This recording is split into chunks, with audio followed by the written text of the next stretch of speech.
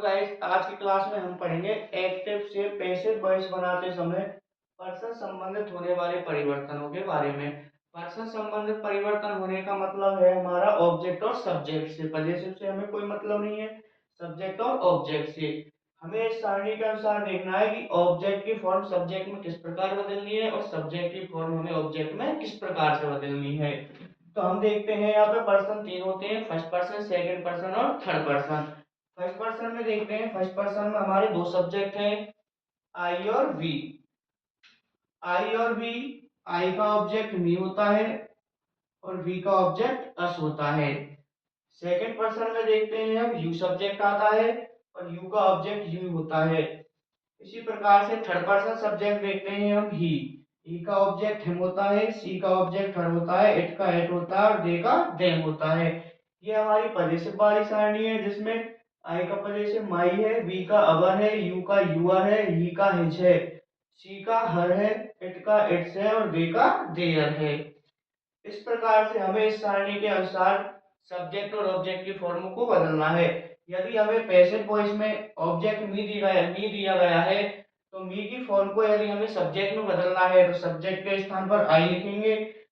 इनमें से कोई भी ऑब्जेक्ट दिया जाता है, यदि हमें उसे सब्जेक्टिव फॉर्म में बदलना है तो सारणी के अनुसार देखेंगे। यदि हमें हिम ऑब्जेक्ट दिया जाता है तो उसे हिम में चेंज कर देते हैं। यदि हमें सब्जेक्ट सी दिया गया है और उसका ऑब्जेक्ट रूपांतरण करना है तो सी का ऑब्जेक्ट हर होगा।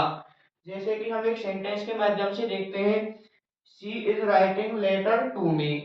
इसका हम पैसे बनाएंगे तो पैसे बनाने के लिए कल हमने आपको एक फॉर्मूला बनाया था कि सबसे पहले सब्जेक्ट और ऑब्जेक्ट को एक्सचेंज करते हैं। तो हमें सबसे पहले इसमें ऑब्जेक्ट देखना है। Object she is writing letter to me, इसमें ऑब्जेक्ट दे रखा है हमें, एक तो लेटर है और एक मी। जो लेटर है वो हमारा निर्जीव ऑब्जेक्ट है, निर्जीव कर्म कहते हैं, और मी है वो हमारा सजीव कर्म यानी सजीव ऑब्जेक्ट है, लिविंग और नॉन लिविंग। तो हम किसी भी ऑब्जेक्ट से बना सकते हैं। जैसे पहले हम लेटर से देखते हैं, हमें ऑब्जेक्ट दिया गया है लेटर, तो यहाँ हमने सब्जेक्ट के रूप में लिख दिया लेटर। उसके बाद में हेल्पिंग वर्ब चेंज करनी है। Helping verb is, present continuous tense दे रखा है, प्रेजेंट कंटीन्यूअस को बीइंग क्रियाओं में चेंज करना है। Is being, are being, am being. Letter singular है तो इसलिए हम इसके साथ इज बीइंग का यूज करेंगे। Letter is being. उसके बाद में हमने कल आपको बताया था, सबसे महत्वपूर्ण बात थी, यदि पैसिव वॉइस बनाते समय हमेशा हमें वर्ब की थर्ड फॉर्म का प्रयोग करना है, चाहे एच भी किसी भी टेंस की दी गई हो। तो हमें राइट की थर्ड फॉर्म लिखनी है जो होती है राइटन। उसके बाद में हमें वाई जोड़ देना है। वाई जोड़ने के बाद में हमें ऑब्जेक्ट लाना है और ऑब्जेक्ट हमें सब्जेक्ट की फॉर्म से लाना है। तो हमें सब्जेक्ट दे रखा है सी। अब हम सारणी में देख लेते हैं, सी का ऑब्जेक्ट क्या होगा, हर। तो हमें ऑब्जेक्ट के रूप में क्या लिखना, सी का हर, और यहाँ लिख दिया हमने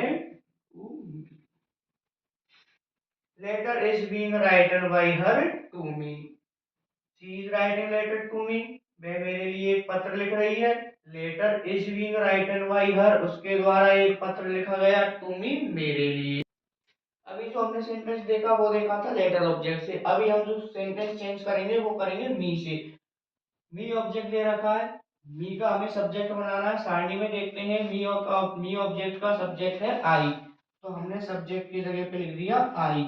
उसके बाद में आई के साथ इज आर एम में से एम का भी यूज करना है, तो हमने लिख दिया यहाँ am being, I am being. उसके बाद में वही वर्ब की थर्ड फॉर्म राइटन लिखनी है हमें, राइटन लिख दिया। उसके बाद में लिखना है letter, I am being written letter by her, I am being written letter by her.